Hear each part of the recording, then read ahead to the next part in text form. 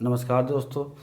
आज मैं आपके लिए परसेंटेज का पार्ट 2 लेकर आया हूं। आज मैं आपको बताऊंगा जो परसेंटेज होता है totally depend on friction. Friction पे किस तरह से डिपेंड होता है और हम आसानी से कैसे सॉल्व कर सकते हैं फ्रिक्शन के माध्यम से। अगर मैं जो परसेंटेज की फ्रिक्शन मालूम होगी तो हम कोई भी बड़े से बड़ा क्वेश्चन बहुत ही आसानी से सॉल्व कर सकते हैं। तो मैंने यहाँ पे हेडिंग डाला हुआ फ्रिक्शन। फ्रिक्शन क्या होता है, जैसे मान लीजिए आपको यहाँ पे दिया गया है 100 बराबर आपका 100% होता है। क्या होता है 100%। इसकी आपकी फ्रिक्शन क्या आएगी 1/1। इसकी कोई फ्रिक्शन नहीं होगी, आपकी 1 हो जाएगी।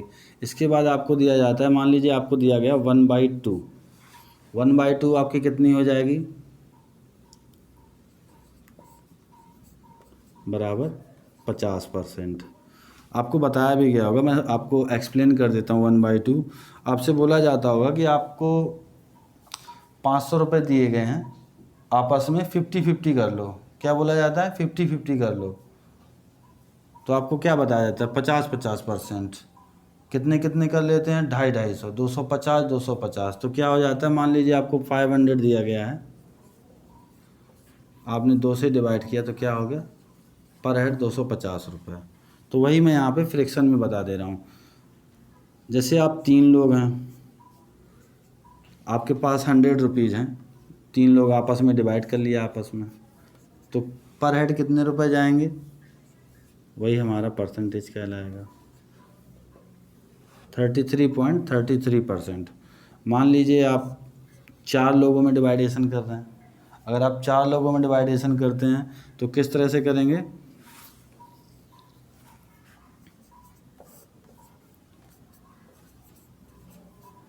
25%। आपके पास 100 रुपीज़ हैं, 100 रुपीज़ को आपने 4 लोगों में आपस में डिवाइड कर लिया, तो पर हेड कितना आएगा 25-25। वही हमारा यहाँ पे परसेंटेज है। परसेंटेज का फ्रिक्शन क्या आ रहा है 1/4। मान लीजिए आपसे दिया जाता है, यहाँ पे इसको हम सॉल्व कैसे करेंगे मैं आपको बता देता हूँ। जैसे आपको दिया गया है कि 100 का 25% बताओ। 100 का 25%, तो हमें मालूम है कि 25% की फ्रिक्शन क्या होती है 1/4।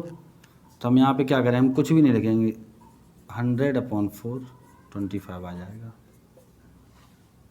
ये मैं आपको समझाने के लिए बोल रहा हूँ। देखिए बहुत, जैसे हम यहाँ पे ले लिया 500 का 25%, तो क्या हो जाएगा, इसमें 4 का भाग कर देंगे, आपका आ जाएगा 125। बहुत ही आसान है।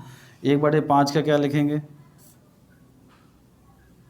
1/5 का 100/5 बराबर आ जाएगा 20%। 20% की फ्रिक्शन क्या होगी 1/5। अगर आपसे पूछा जाता है 20% किसी भी संख्या का बताओ, उसमें 1/5 का गुणा कर दो। आपको कुछ भी नहीं रखना। अगर आपको ये याद है, इसका फ्रिक्शन याद है, तो आप आसानी से सॉल्व कर सकते हैं। मैं और भी बता दे रहा हूँ फ्रिक्शन, आप इसे नोट भी कर सकते हैं। फ्रिक्शन आप नोट कर लीजिएगा, और इसे अगर एक बार आप याद कर लेंगे तो एग्ज़ाम में बहुत ही आसानी से सॉल्व कर लेंगे। तो मैं बता दे रहा हूँ 1/6 का फ्रिक्शन क्या होगा 100/6। तो ये आपका देखिए कितने बार जाएगा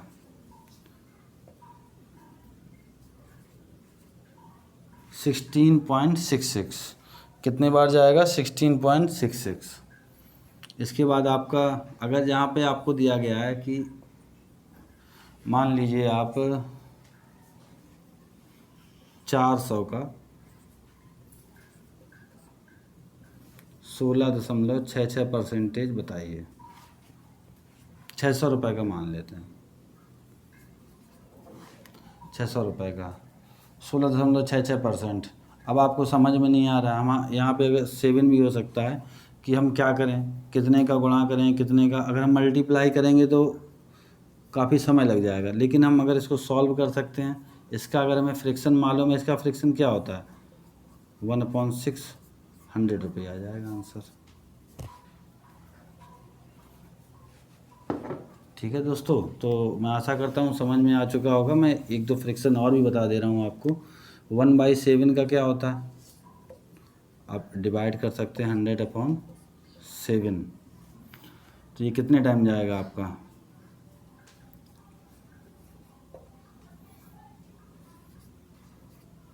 14.28 14.28।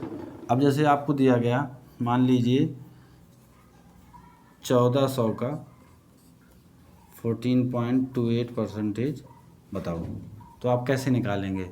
अब आपस में मल्टीप्लाई करेंगे, बहुत समय लग जाएगा। अगर हमें इसका फ्रिक्शन मालूम है, ये कितना फ्रिक्शन है, 1/7, कितना आ जाएगा, 200।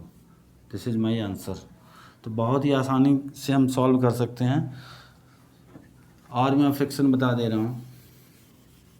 देखिए, इसके बाद फ्रिक्शन थोड़ा रिपीट होने लगता है। इसके बाद फ्रिक्शन किस तरह से रिपीट होने लगता है, जैसे 1/8 आ जाएगा, तो 1/8 को क्या लिख सकते हैं, 100/8। तो ये आपका कट जाएगा, 4 से आपका कट जाएगा, ऊपर हो जाएगा 25, नीचे हो जाएगा 2।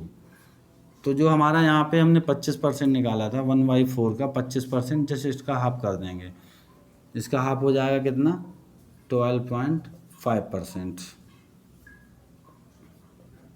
अगर किसी भी क्वेश्चन में दिया गया 12.5%, हम 1/8 से गुणा कर देंगे और हमारी वैल्यू हमारे हाथों में होगी।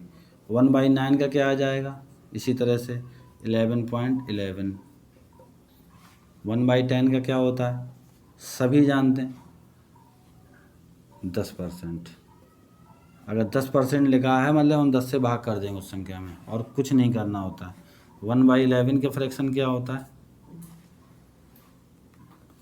9.09। ये लिखा होगा 1100 का, मान लीजिए आपको दे दिया गया 1100 का 9.09% बताइए। अब आप मल्टीप्लाई करेंगे, 100 से डिवाइड करेंगे, मान लो 100 से 00 आपका कट जाएगा, बट आप मल्टीप्लाई करेंगे, समय लगेगा, बट इसमें हम 11 का भाग कर देंगे तो कितना आ जाएगा हमारा, 100 रुपये आ जाएगा।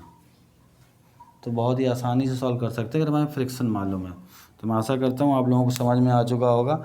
आगे का फ्रिक्शन आप बना सकते हैं। तो अभी जैसे मैंने 11 तक बता दिया है, 25 तक आप फ्रिक्शन बना सकते हैं बड़ी आसानी के साथ। कोई भी डाउट होता है आप मुझे कमेंट करेंगे, आपके कमेंट का मैं इंतज़ार करूँगा और मैं आपके कमेंट का रिप्लाई भी करूँगा। तो मैं आशा करता हूँ आपको वीडियो पसंद आएगा और इसे देखिएगा, इसे शेयर कीजिएगा, इसे सब्सक्राइब कीजिएगा। Thank you.